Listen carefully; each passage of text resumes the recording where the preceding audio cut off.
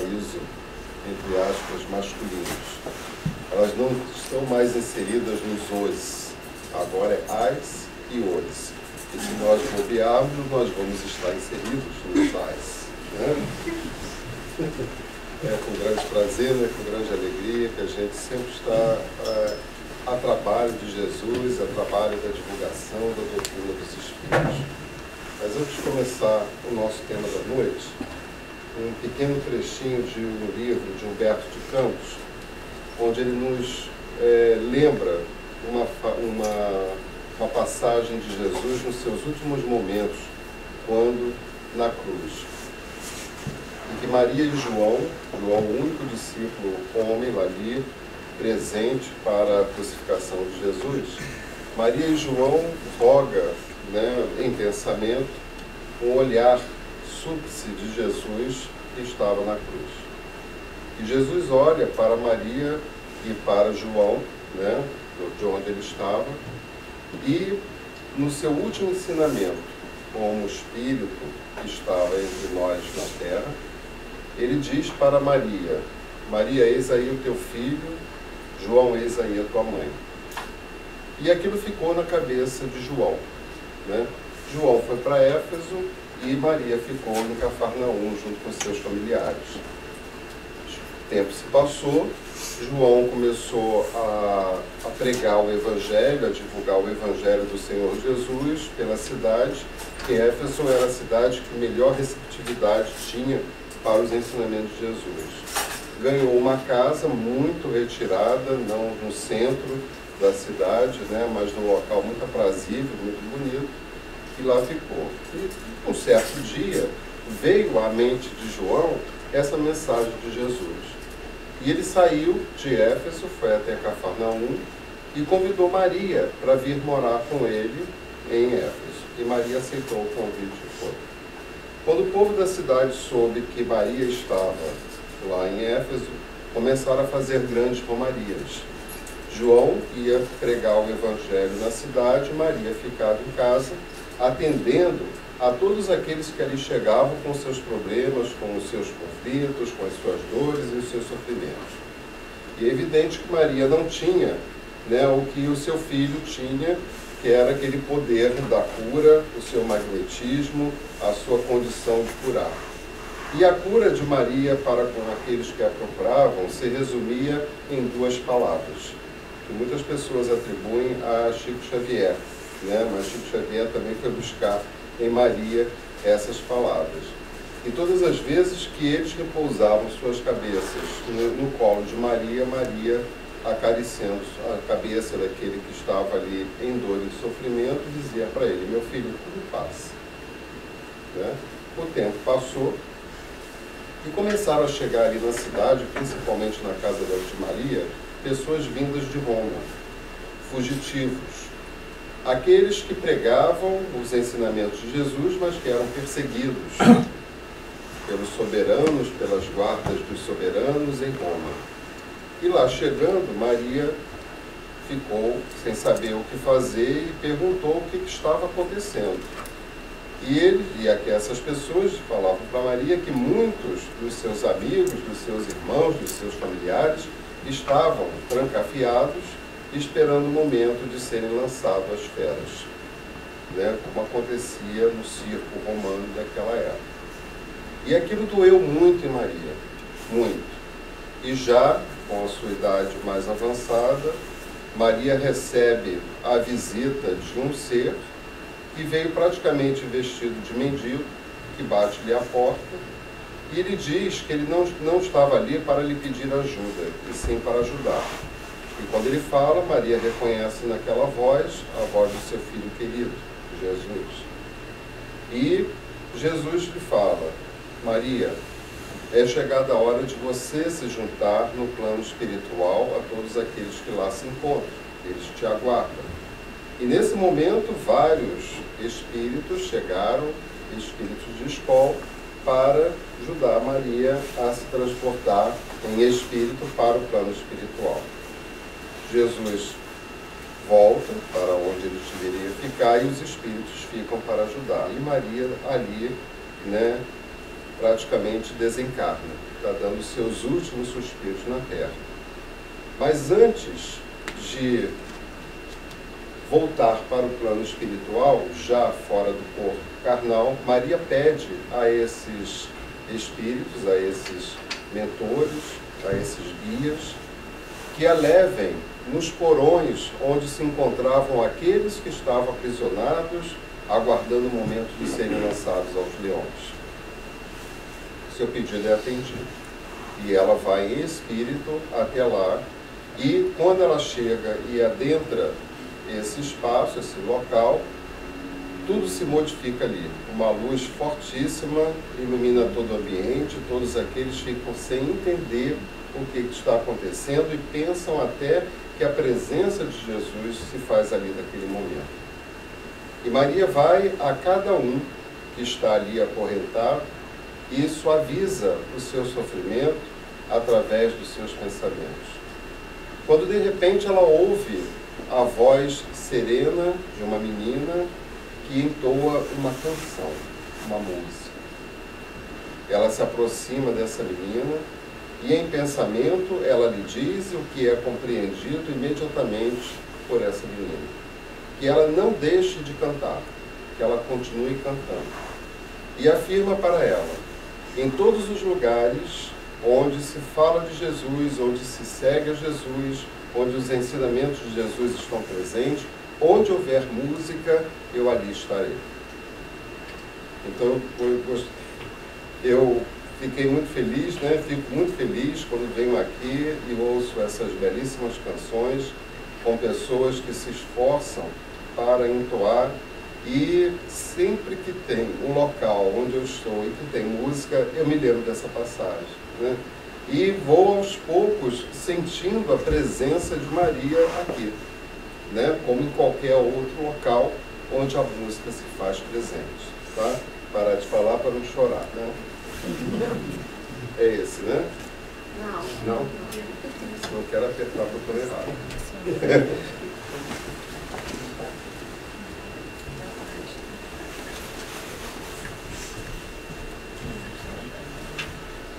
Esse?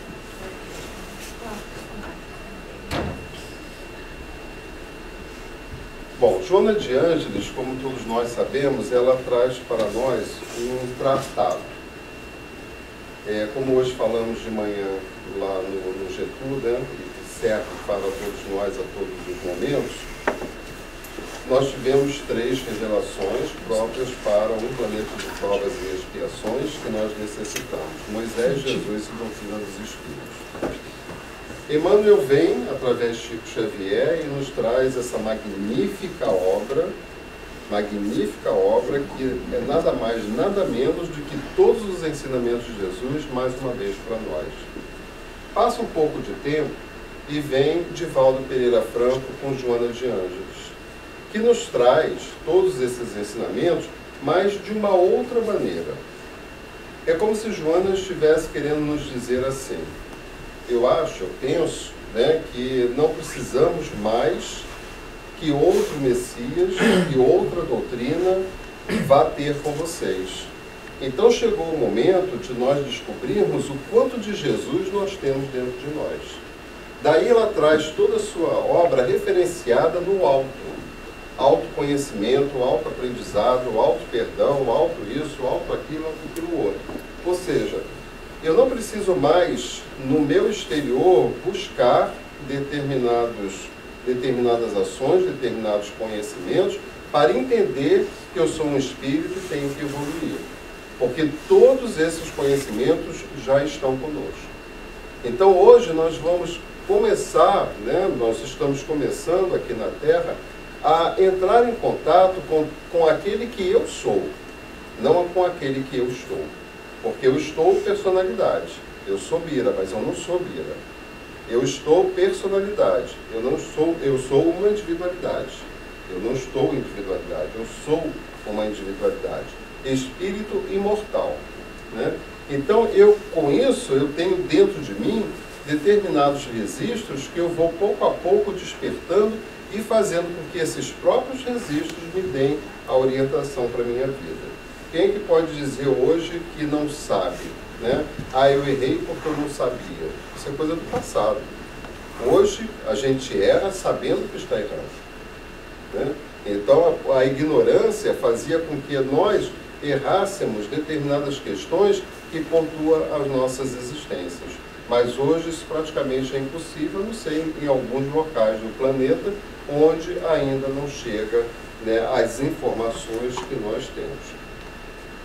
Hoje não, hoje nós temos a internet da vida, nós podemos saber o que está acontecendo no outro lado do planeta em tempo real.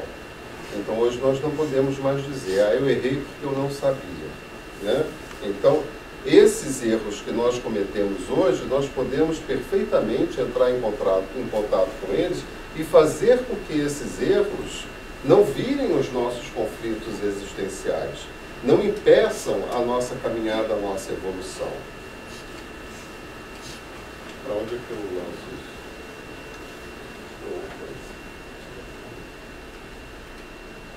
É aqui, né?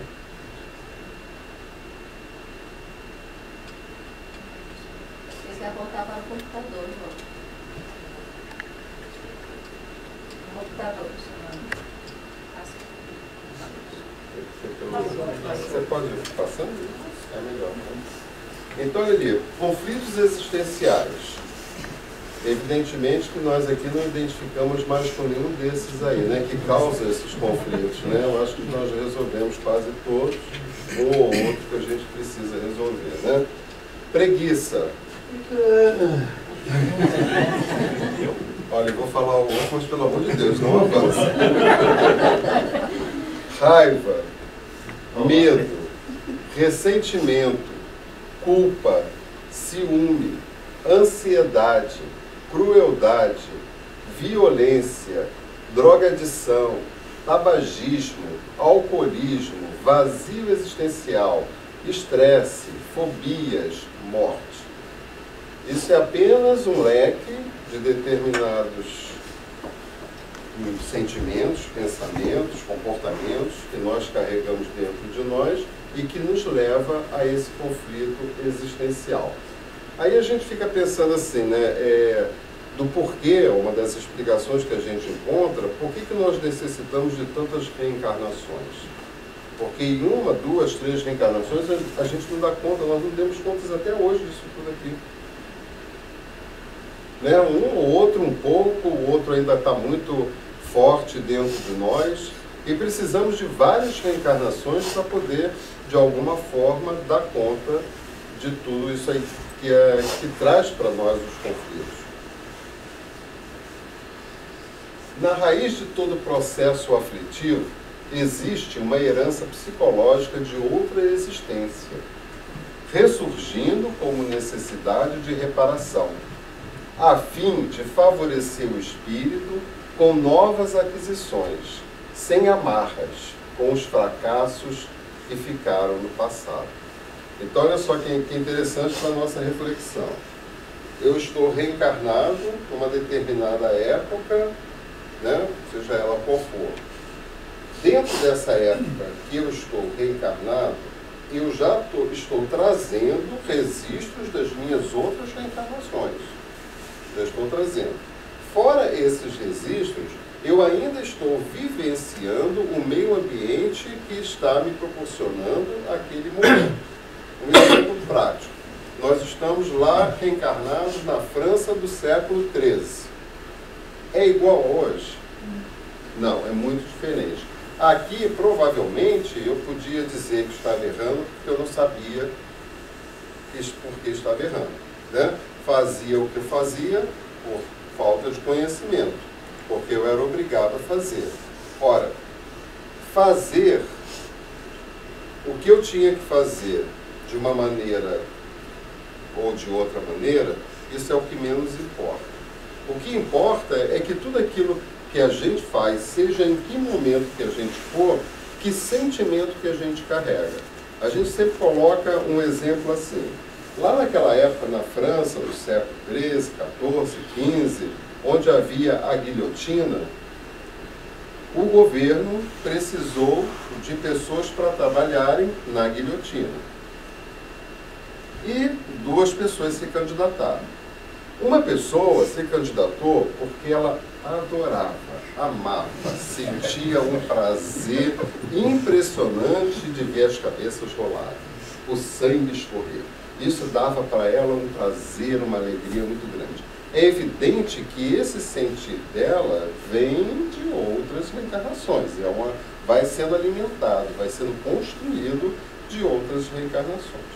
E uma outra pessoa, um outro ser, se candidata ao emprego, por quê? Porque ele tem 12 filhos, está desempregado, não tem comida na sua casa e não consegue arranjar um emprego.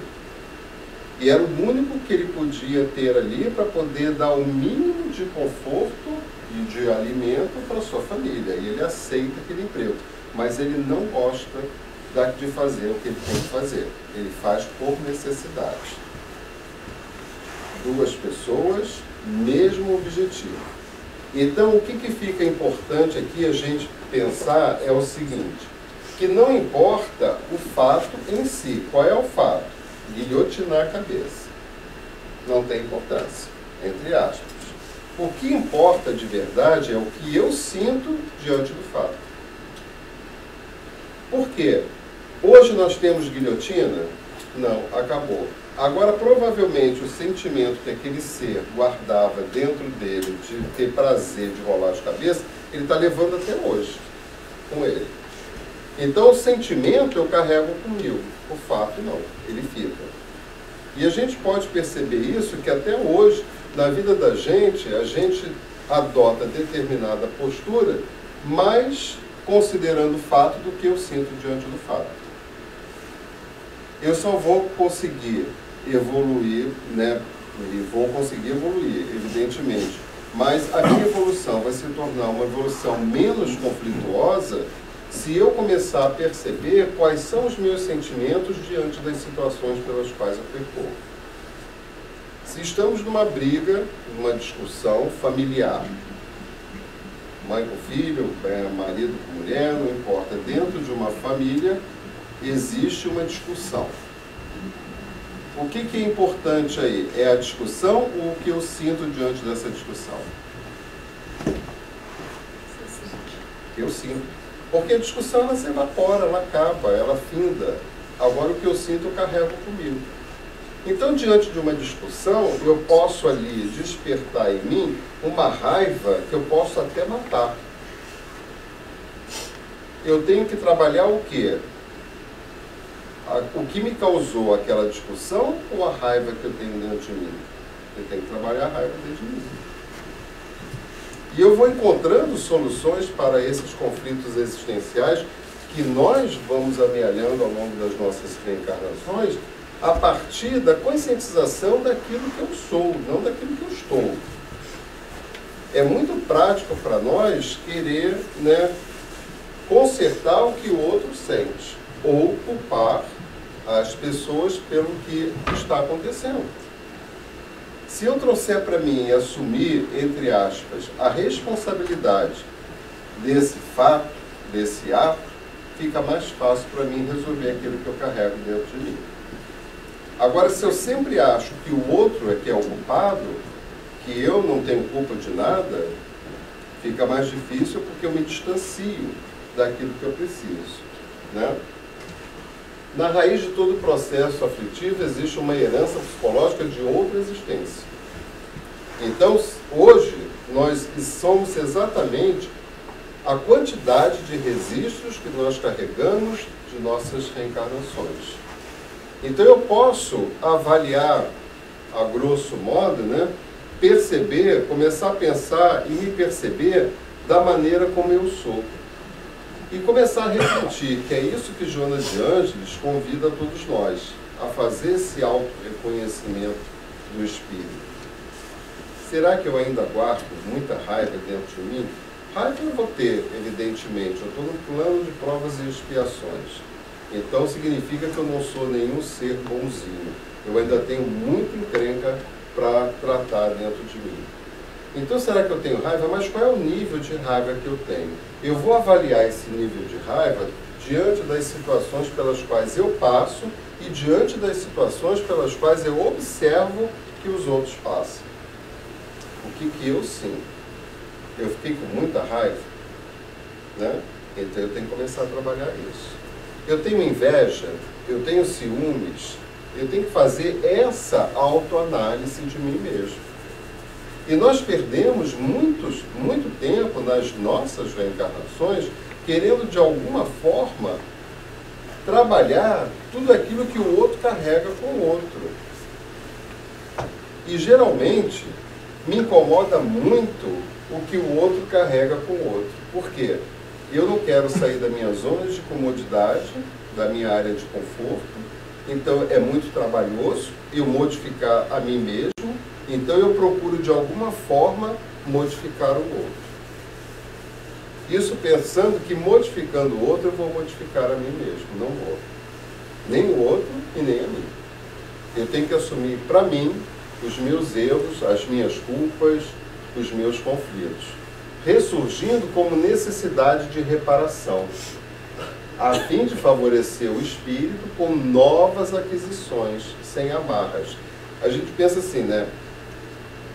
Por exemplo, se a nossa mente ela está lotada de pensamentos que não levam a nada, pensamentos que só trazem para a gente tristeza, dor, sofrimento, se eu tiver, né, condições de os espíritos trouxerem inspirações e novas maneiras de pensar para mim, eu não vou conseguir absorver, porque eu estou lotado de pensamentos que não são bons. Então eu não tenho espaço para receber as inspirações tanto dos encarnados quanto dos desencarnados. Eu não tenho espaço, bate e volta, porque eu insisto e faço questão de carregar comigo aqueles pensamentos que me causam dor e sofrimento. Eu tenho que começar a me aliviar e a retirar de mim esse sentimento, desapegar, que a gente se apega a isso como se fosse uma tábua de salvação.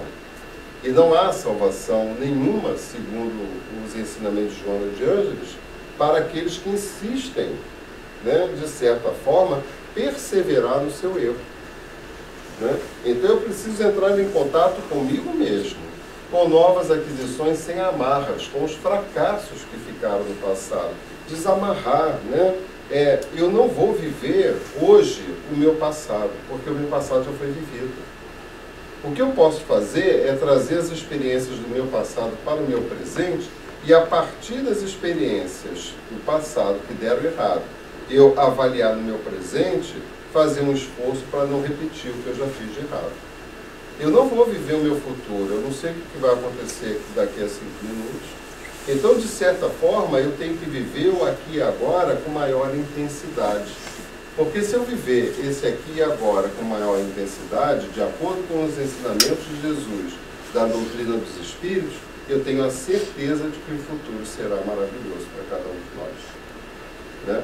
Então eu vou me desamarrando de tudo aquilo que me amarra aos meus processos conflitivos do meu passado. A gente identifica isso na gente, a gente sabe como identificar. É só a gente parar para pensar em nós mesmos, entrar em contato consigo. Por isso que Joana de Ângeles convida muito a todos nós a fazer reflexão, meditação, meditar, entrar em contato consigo mesmo, cada vez mais. Tá? Ninguém se encontra na Terra exclusivamente para sofrer, mas para criar as condições de saúde real e da alegria plena. Né? Eu acho que todos nós já pensamos nisso, que nós não estamos aqui para sofrer, porque senão seria uma total incoerência daquilo que nós aprendemos e daquilo que nós sabemos. Basta a gente raciocinar assim. Nós somos filhos de Deus, o Criador. Somos centelhas divinas. Se somos filhos de Deus, que é o Criador, que é a bondade universal, que é a inteligência suprema, que é o amor, né, na sua mais alta expressão, se eu sou filho disso tudo, como é que eu posso ser uma pessoa ruim, uma pessoa má, uma pessoa totalmente contrária a tudo aquilo que as leis de Deus favorecem para nós sermos? Se eu estou aqui na Terra como co-criador com Deus de todo esse universo, é porque eu tenho dentro de mim a força e o poder do Criador. Para onde nós estamos canalizando essa força e esse poder, cabe a cada um fazer suas reflexões. O que o Pai espera de cada um de nós, e isso vem dos ensinamentos que Jesus trouxe para cada um de nós, é que cada um de nós seja aquele ser repleto de alegria, de felicidade, de compreensão, de paciência, de tolerância, de tudo aquilo que a gente tem que aprender de alguma forma a ter, né? Mas para criar as condições de saúde real e da alegria plena. Todas as doenças que nós contraímos no nosso corpo, porque não existem as doenças, existem os doentes, existem nós. Deus não manda para nós nenhuma doença, nem deseja que cada um de nós se torne seres doentes. As doenças vêm como uma condição que nós temos, é como se fosse uma tentativa para que a gente possa descobrir dentro da gente o que está funcionando errado. Existem as doenças kármicas e as doenças adquiridas. Mesmo as doenças kármicas, que são aquelas que despontam na nossa presente reencarnação, ou na reencarnação que nós estivermos, mesmo essas doenças que são frutos dos nossos erros do passado e que vêm para nós, para que a gente possa despertar de alguma forma, porque se eu não entro em contato com Deus na vertical, eu vou ter que entrar na horizontal. Então eu vou ter que me prostrar numa cama, ou seja lá onde for, para que eu possa ali, sem ter os movimentos necessários ao trabalho, à minha evolução como matéria, que eu tenho que evoluir também como matéria, eu não vou poder fazer aquilo que me proponho fazer nessa presente reencarnação. Então eu vou ter que ficar numa horizontal, que é uma oportunidade que eu tenho de refletir. Né? Todo mundo diz assim, se você vem para a doutrina, você vem pelo amor ou pela dor. A grande maioria vem pela dor. Buscar um alento, um alívio para todas essas questões que borbulham dentro da gente. Nós estamos assim numa época onde a depressão hoje é similar em termos de número no planeta à tuberculose, né, de outras épocas. Né? É a doença do século, como eles falam. Porque a depressão ela nos leva a uma prostração. Porque se eu não quiser, de alguma forma, entrar em contato com esse ser que eu sou, pode chegar um momento que tudo aquele conflito que está dentro de mim venha se tornar uma depressão para que eu possa ficar num momento de reflexão. Então eu tenho que buscar essa saúde real e uma alegria plena. Para você, o que seria ser plenamente feliz? Para grande parte das mulheres, ser mãe, para alguns homens, ser pai, né? Ter uma família boa, tranquila, feliz, ter uma condição estável e por aí vai. Cada um vai escolher, vai determinar de que maneira poderia conseguir essa alegria plena. E isso é para cada um. Né? Não adianta a gente dizer, olha, existe uma regra infalível, né? Que é se você fizer isso, você vai ser a pessoa mais feliz do mundo. Porque nós temos os nossos registros, apesar de todos nós estarmos no mesmo barco nesse momento, cada um está no seu processo evolutivo. Então, determinadas coisas que eu preciso rever em mim, o outro talvez não precise rever nele, nesse momento. Então, eu tenho que entrar em contato comigo para saber o que eu preciso rever para poder alcançar essa alegria plena. O ser humano é todo um feixe de emoções que necessitam ser bem direcionadas. E que a educação, o conhecimento, o exercício se encarregam de transformar em vivências. Né? Joana de Ângeles dá assim, uns toques para a gente realmente entrar em contato, meditando e refletindo naquilo que ela quer dizer para a gente. Somos um feixe de emoções. Todos nós hoje carregamos conosco muitas emoções. Essas emoções vão ter que ser trabalhadas para se tornarem sentimentos. Jesus tem sentimento, Jesus não tem emoção. Emoção temos nós que estamos aqui reencarnados e que necessitamos vivenciar essas emoções para poder, entrando em contato com elas de alguma forma, fazer com que elas venham a se tornar sentimentos, né? E necessitam ser bem direcionadas. Aí ela coloca de que maneira, dá uma dica, de que maneira que eu posso direcionar essas minhas emoções, né? Elas podem ser direcionadas pela aquisição da educação. A educação é um conjunto de hábitos adquiridos. Se hoje eu sou quem eu sou, da maneira como eu sou, é por conta dos hábitos que eu adquiri nas minhas outras reencarnações e que me tornam ser da maneira como eu sou. Se eu pretendo ter uma vida mais saudável, mais feliz, mais plena, de saúde, etc., coisa e tal, eu tenho que transformar os meus hábitos. E também sabemos que a doutrina dos Espíritos nos ensina que a natureza não dá salto.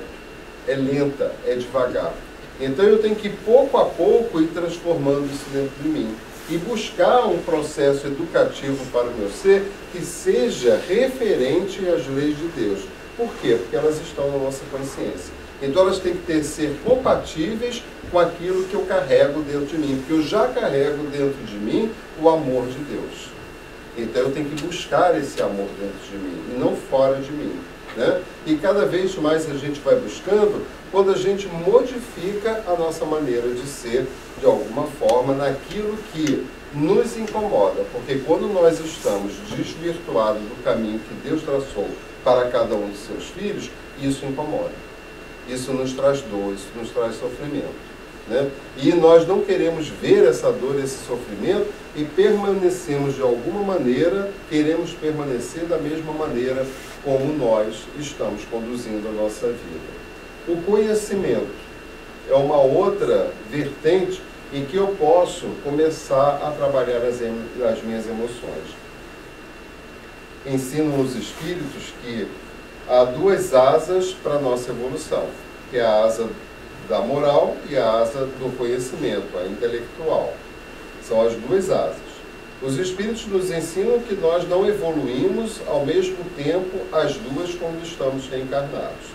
Que há a necessidade de todos nós de evoluir a asa do conhecimento, para que eu possa entender por que eu tenho que desenvolver a asa da moral. Se eu não desenvolver essa asa, eu não vou poder desenvolver essa, porque eu não tenho o conhecimento necessário que me faça desenvolver a asa da moral. Se eles explicam para a gente que são duas as asas para a nossa evolução, e que Joana nos diz que a partir do conhecimento eu posso direcionar melhor as minhas emoções, eu vou começar a entrar em contato com o conhecimento. E já perceberam que de bem pouquíssimo tempo para cá, eu tenho 65 anos, eu sou de uma época que não tinha televisão, não tinha isso, não tinha nada disso que nós temos aqui hoje em termos de tecnologia. Porque essa tecnologia, para chegar para a gente aqui, tem que primeiro passar por lá. Ela vem de lá. Ela não é aqui, foi fulano, cicrano que inventou. Não. Isso há todo um processo evolutivo dessas pessoas que aqui na Terra trazem para nós o conhecimento e nos traz essa tecnologia para que a gente possa evoluir. E aí a gente pergunta, para que precisamos dessa tecnologia toda? Essa tecnologia ela só faz sentido para a gente se ela é utilizada para o bem. E como tudo na vida da gente, né, nossa, dos seres humanos, dos filhos de Deus, daqueles que estão reencarnados na Terra, nós temos o advento da internet. A internet ela é utilizada só para as coisas boas? Ainda não. Aí a gente se pergunta, por que eu tendo um veículo que me traz muitas possibilidades de crescimento e conhecimento a partir tudo isso que a gente está vendo está lá na internet. Tudo a gente encontra lá hoje. E por que então que eu foco a minha direção para a pornografia? Por que eu foco a minha direção para aprender a fazer bomba?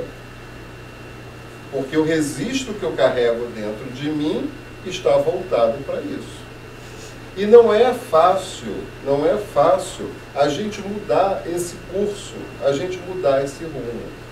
Não é fácil a gente estar diante de algo que está à nossa frente e que desperta em nós aquilo que nós fizemos no passado, se fomos aqui um devasso, se exercemos a profissão de prostitutas, de prostitutos, se estivermos mergulhados em várias reencarnações nos vícios do sexo, é evidente que eu carrego esses registros comigo.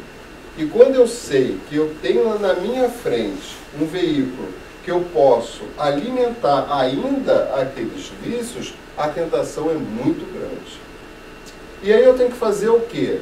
Fazer para as pessoas me amarrarem, não utilizar a internet, desconhecer esse veículo que eu tenho poderoso na minha frente para poder evoluir? Não, o esforço vai ter que ser meu. Eu é que vou ter que me esforçar, porque eu ter naquele momento vontade de pesquisar, de navegar nos sites pornográficos, aquela vontade vem, mas eu vou ter que fazer o meu esforço para não navegar, para não ir. Então isso é de cada um, de cada um. E o que causa a internet para todos nós, né, a comunicação que nos chega do mundo, ela pode nos causar algo maravilhoso. A gente vai percorrendo todas as palestras de Divaldo estão ali, sites e mais sites e mais sites de aprendizado, de filosofia, de religiosidade, da história das religiões, né, curiosidade dos outros países, né, entrar em contato com a vida dos outros planetas, se há, se não há, pesquisar. Tem coisas que não acabam mais, que a gente se extasia ali na frente. E às vezes nós perdemos um tempo imenso alimentando algo que me incomoda e que eu quero retirar de mim de qualquer forma, porque aquilo, nesse momento, me faz sofrer. E se torna os nossos conflitos. Então, a solução é que a gente possa exercer o nosso livre-arbítrio de uma maneira que ele seja direcionado para aquilo que vai nos fazer o bem, e não mais para aquilo que vai nos alimentar para a nossa dor e para o nosso sofrimento. Porque quando eu estou envolvido nesses sites, né, de pornografia, seja lá do que for, quando eu estou envolvido nesses sites, eu não estou sozinho. A companhia de vários espíritos ali que estão sugando a minha energia pela minha vontade ainda de fazer aquelas coisas que estão ali. Então, não sou só eu, não é só a minha mente que está ali, está sendo alimentada. E dependendo do nível de fraqueza que eu carrego comigo, essa fraqueza ela vai tomar uma proporção tão grande que eu vou acabar por fazer, às vezes, nem porque eu quero, mas porque eles querem. Então, é algo que a decisão compete a cada um de nós. O conhecimento e o exercício se carregam de transformar em vivências. Ignorar responsabilidade de forma alguma anula. Pelo contrário, apenas transfere em tempo e lugar para futuros enfrentamentos inevitáveis, em situações aflitivas, pelo impositivo da reencarnação. Todos nós, né, seres criados por Deus e detetores do nosso livre-arbítrio, só isso já dá para a gente refletir da seguinte maneira: se Deus nos concedeu o livre-arbítrio, isso significa que nós temos que ter liberdade, ou responsabilidade, e evidentemente liberdade, né? O espírito é livre, ele não é prisioneiro, ele está prisioneiro nesse momento, nesse corpo de carne, pela necessidade que ele tem de poder vivenciar aqui o que necessita vivenciar. Então, se eu tenho livre-arbítrio, acoplado, acompanhando esse livre-arbítrio, vem a responsabilidade. E aí eu faço os meus questionamentos. Pai, me deu a opção de escolha. Eu posso fazer o que quiser. Por que eu posso fazer o que quiser? Porque tudo eu posso. E Paulo nos ensina que nem tudo nos convém, mas tudo eu posso. O poder que eu tenho dentro de mim é algo incomensurável. É algo que a gente nem se apercebe que tem. Porque se eu sou filho de Deus, eu carrego esse poder comigo. Eu sou filho do Criador, eu sou filho do Pai. Então eu carrego comigo esse poder, essa força Só que nós ainda não temos conhecimento suficiente para direcionar essa força e esse poder para o lado que vai nos proporcionar mais alegria, mais saúde, mais amor, mais isso, mais aquilo. Não.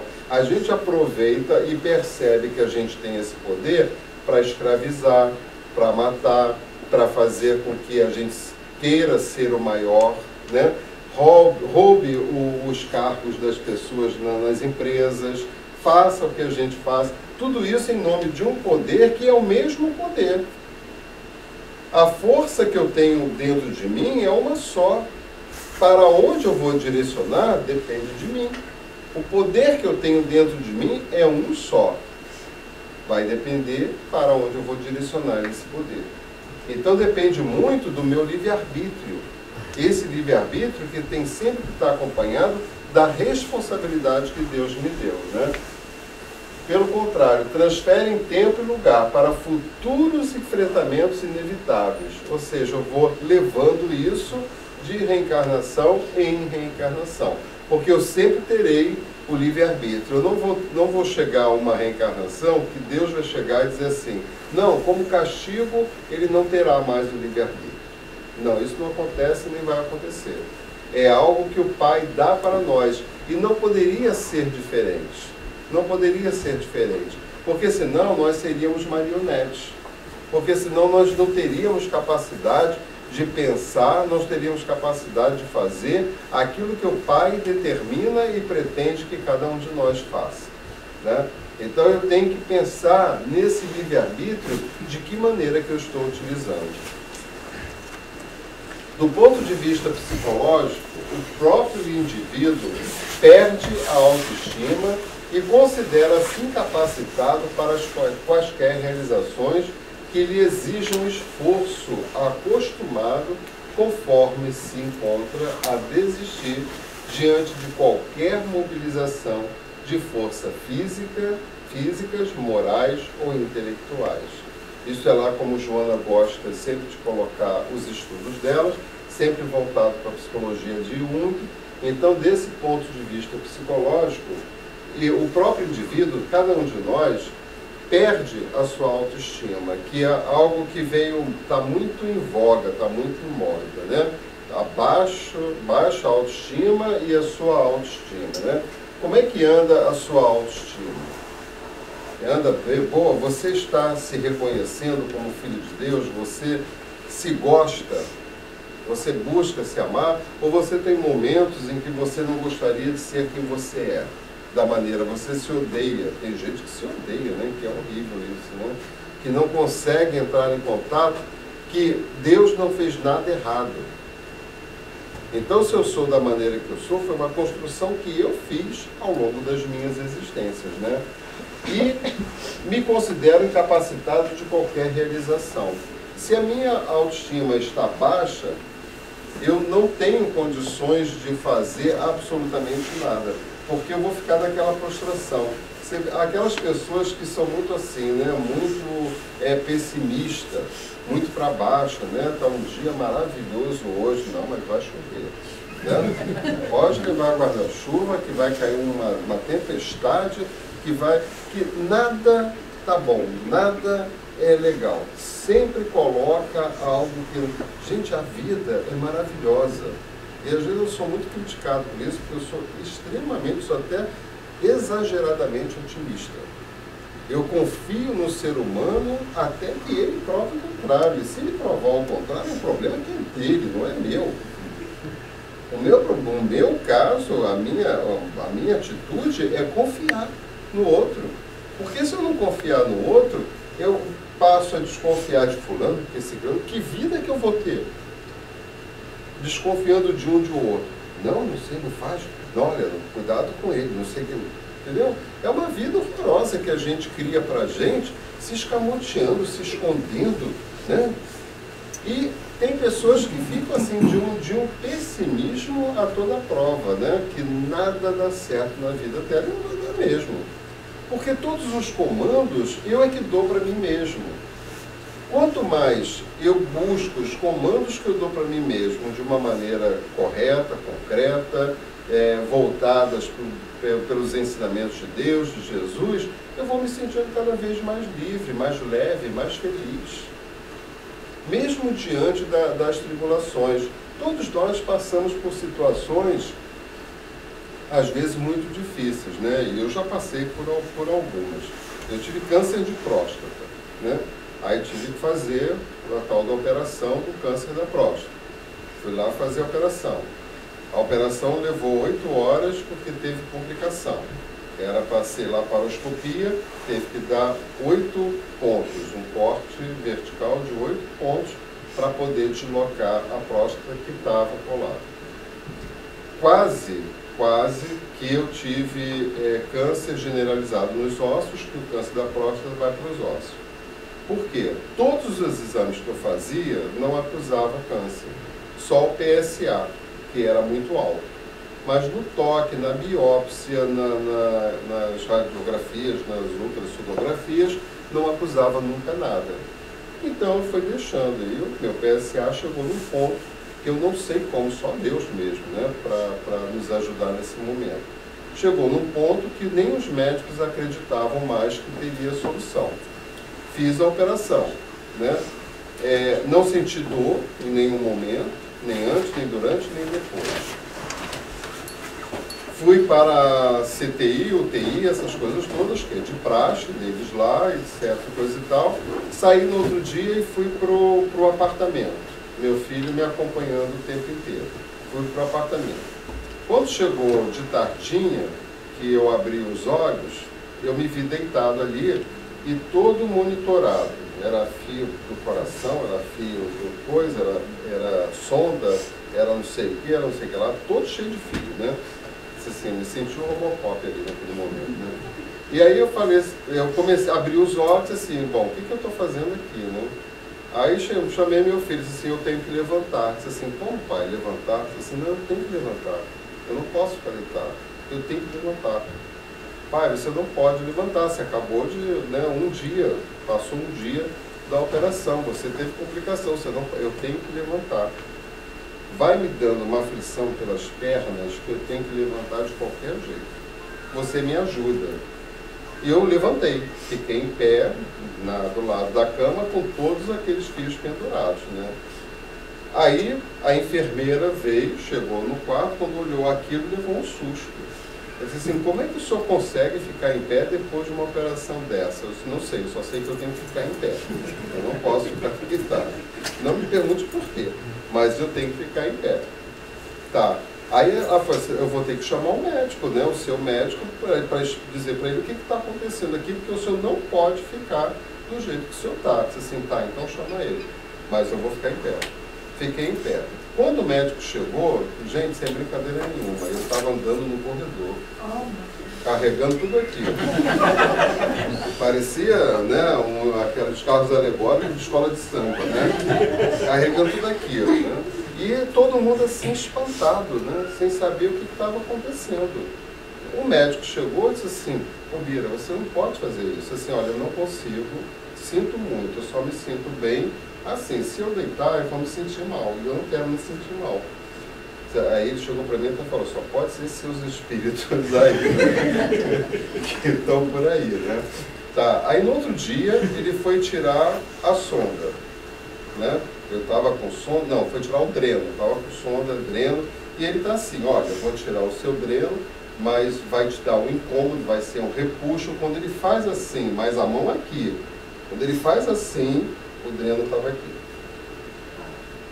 Aí ele levou um susto, né? Disse assim, gente, isso nunca aconteceu comigo, eu estou apavorado aqui. Disse, não, doutor, não fica apavorado agora não. Deixa o apavoramento para depois, é assim mesmo. Continua o seu procedimento. E assim foi. Ele tirou a sonda, eu levei 15 dias para ficar com ela, os pontos desapareceram, caíram todos, etc, coisa e tal. Assim, acontece isso porque o Bira é bonzinho? Não. Não é porque o Bira é bonzinho.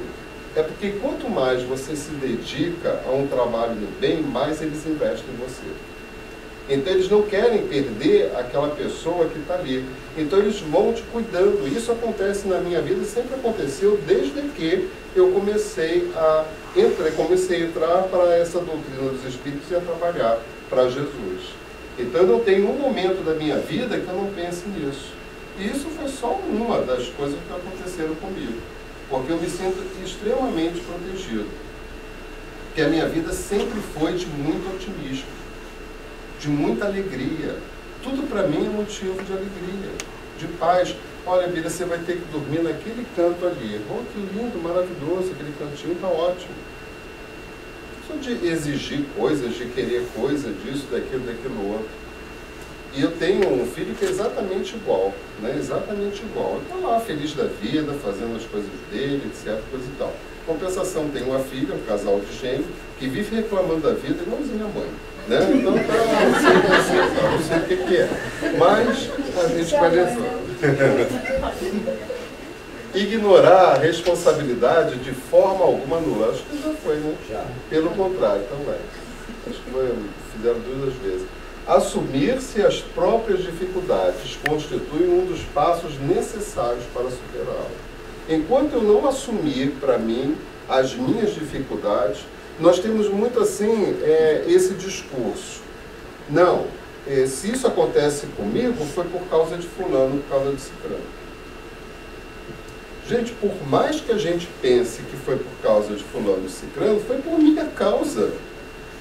Eu estou envolvido aí. Então traga para você a responsabilidade de tudo aquilo que acontece na sua vida. Porque enquanto eu atribuir para o outro a responsabilidade daquilo que acontece na minha vida, eu não vou resolver nada na minha vida. Eu vou caminhando assim, ah não, é o outro. Isso acontece muito com os casais, né? Marido e mulher. Tem muito essa questão de que um atribui o outro a sua felicidade ou a sua infelicidade. Não coloque a sua felicidade, a sua infelicidade na mão de ninguém. Coloque nas suas. Porque é mérito seu e responsabilidade sua. Né? Se eu coloco isso para o outro, eu estou transferindo aquilo que é meu para o outro. E o que o outro vai fazer com aquilo que eu estou transferindo que é meu para ele? Vai jogar no lixo, não vai se importar. Está nem aí se eu acho que ele é culpado, se eu acho que ele é isso, se eu acho que ele é aquilo. Né? Então eu tenho que assumir as minhas dificuldades. Né?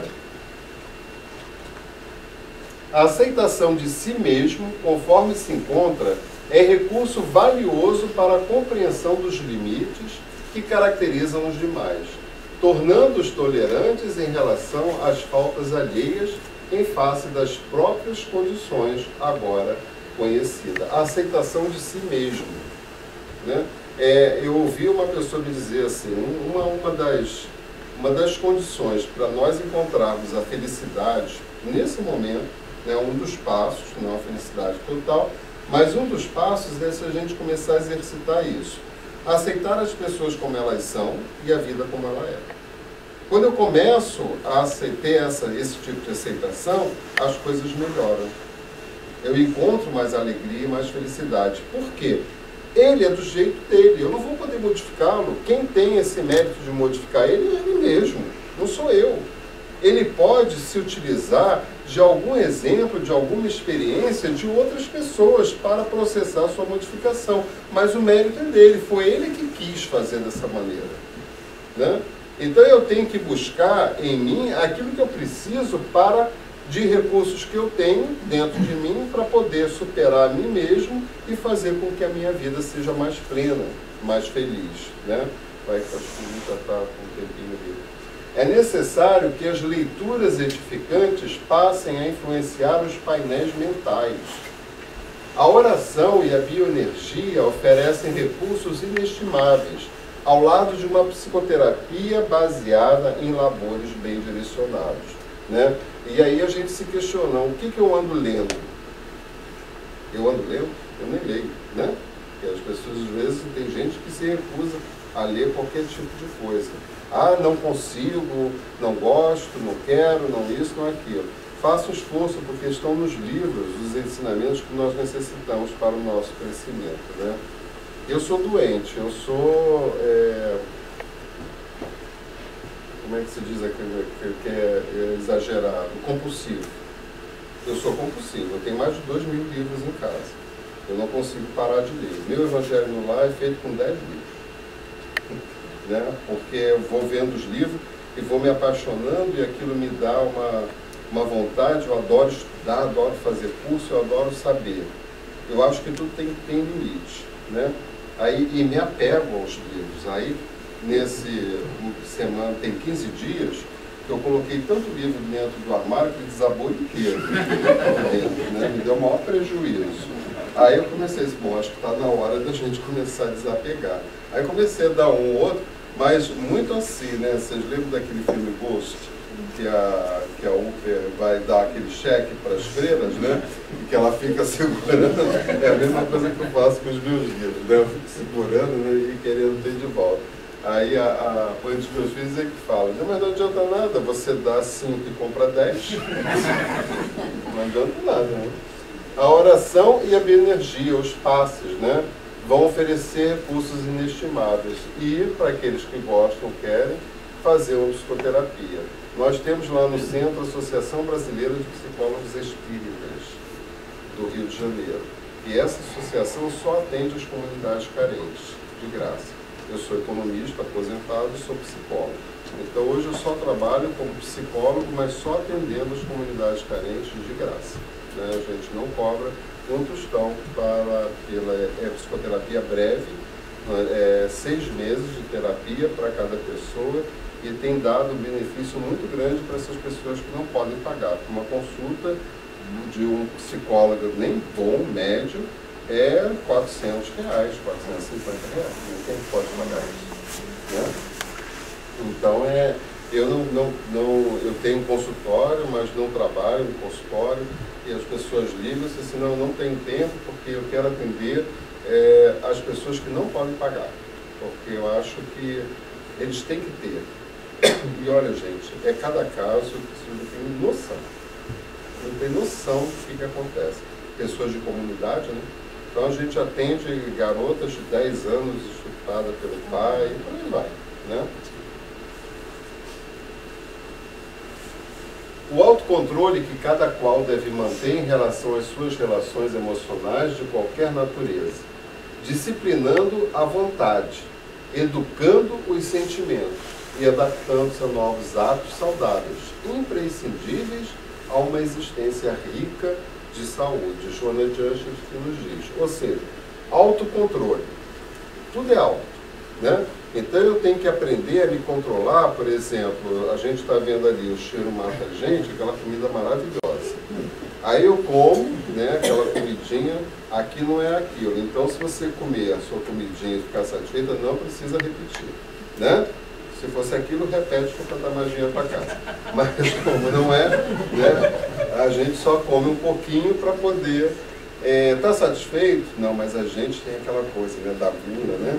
Aí vai, eu tenho que ter esse autocontrole, né? Não sei se eu protejo não, mas enfim. Que cada qual, porque dizem, né, a desculpa que a gente dá é que a comida é frutificada, né? Aí a gente não engorda, né? Da qual deve manter em relação às suas relações emocionais de qualquer natureza, disciplinando a vontade. Né? Nem sempre a sua vontade tem que ser a vontade que vai prevalecer dentro do contexto. Então eu tenho que disciplinar essa vontade. Educando os sentimentos. Todo o nosso trabalho na nossa casa é com a pedagogia do sentimento, educação do espírito. Então a nossa preocupação é educar o espírito, não a educação formal da personalidade, mas sim da individualidade. Como é que se faz isso? Todos os grupos de estudo fazem os estudos, seja do livro dos espíritos, do livro dos médios, mas as pessoas trazem os seus desconfortos. E ali é discutido com base naquelas questões que os espíritos trazem para a gente. Então a gente percebe que aquele desconforto que aquela pessoa traz não é um desconforto que nasceu ali naquela reencarnação, é um desconforto que ela traz de outras reencarnações. E que causa nessa reencarnação um entrave na vida delas.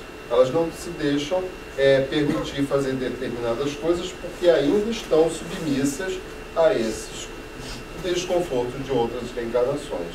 Então a gente vai buscar educar o espírito, né?